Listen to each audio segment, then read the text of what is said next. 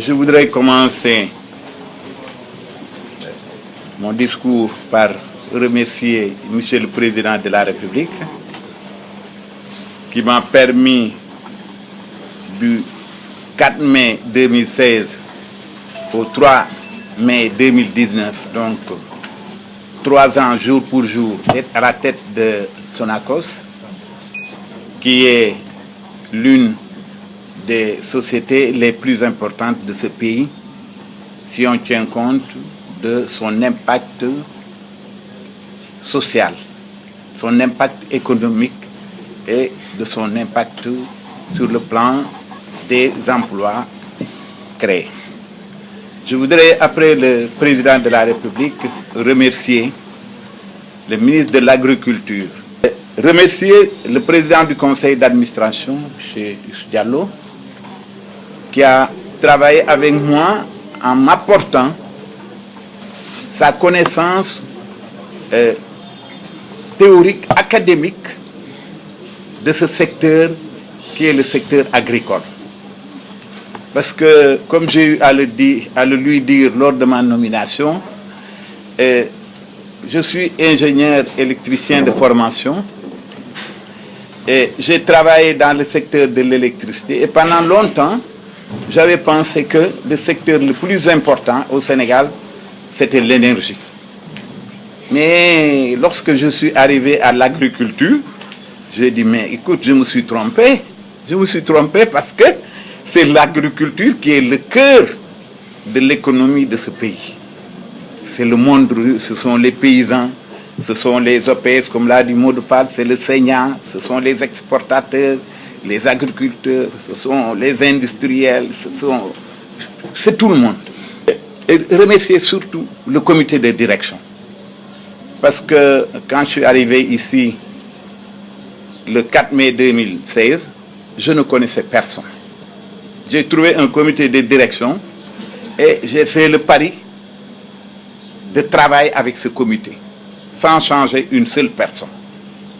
Et lorsque je ferai le bilan de ce qu'on a pu faire ensemble, je me dis que j'ai eu raison de travailler avec ces gens. Et de travailler, en tout cas, ils m'ont apporté leur soutien et les résultats ont pu suivre.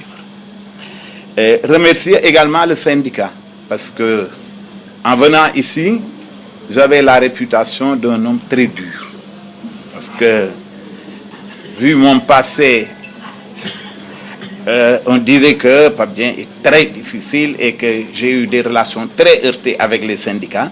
Mais quand même, cette fois-ci, je dois le reconnaître, avec l'aide de mon conseil technique, j'ai pu avoir des relations très fraternelles, des relations où les syndicats sont restés sur leur position de défendre les intérêts matériels et moraux des travailleurs, et moi je suis resté sur ma position de gestionnaire. Donc il est normal qu'on ait des divergences, mais il est également normal qu'on soit d'accord sur l'essentiel, c'est-à-dire les intérêts de Sonacos. Et donc, par cette occasion également, remercier tout le personnel. Certains articles que j'ai lus, je pense, parlent de la situation que nous avons trouvée à la Sonacos et non de la situation d'aujourd'hui. Quand on dit on a trouvé une patate pourrie, j'ai dit non, c'est nous qui avions trouvé la patate pourrie. Parce que voilà ce qu'on a trouvé. Et dans ces articles, c'est le contraire de ce qui se passe aujourd'hui qu'il y a dans ces articles. Je n'ai pas compris quel était l'objectif. Aujourd'hui, 3 mai 2019, les salaires sont régulièrement payés depuis que je suis là. C'est-à-dire à part les 6 premiers mois où c'est le ministère des Finances qui paye. Tous les salaires sont payés à date. Les cotisations à l'IPRES et la Caisse de sécurité sociale sont versées depuis janvier 2018. Nous avons acquis sur fonds propres 3 nouvelles usines pour le décortiquage et la trituration des graines qui vont nous permettre d'augmenter notre capacité de production de 90 000 tonnes par an. La première usine, les conteneurs sont arrivés au port le 1er mai, ça va sortir sortir certainement ces jours-ci pour être installée à Lindiane, à Kaolack. La deuxième usine, les conteneurs embarquent à Bombay, donc en Inde, la semaine prochaine, et certainement vont arriver au courant du mois de juin et sera installée, suivant la décision du DG, à Diourbel ou à Ziguinchor, et la troisième usine sera installée dans l'une ou l'autre usine.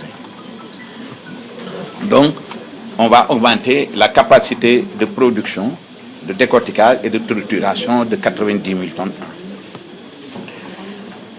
Et tous ces équipements sont acquis sur fonds propres.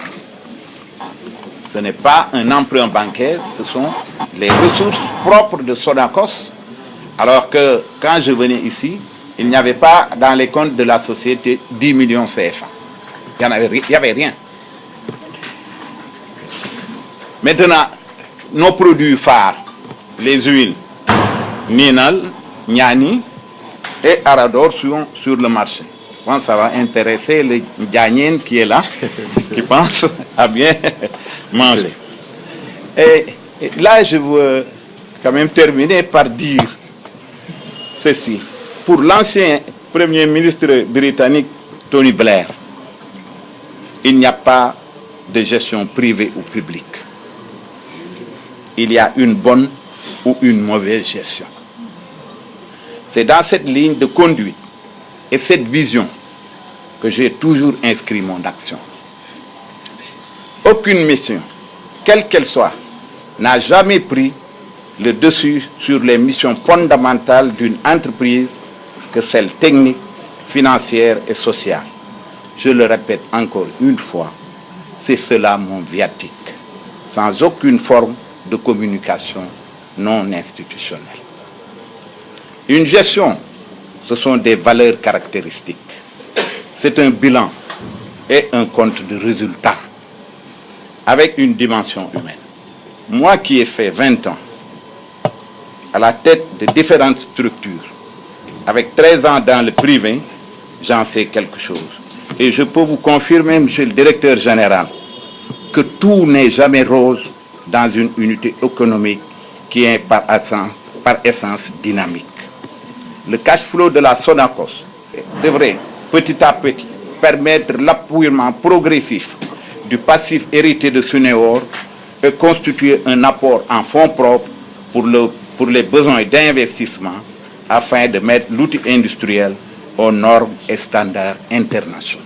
Voilà la situation de Sonacos aujourd'hui, qui est loin de ce qui est décrit dans la presse, parce que peut-être nous ne voulons pas faire une communication en dehors de ce qui est institutionnel.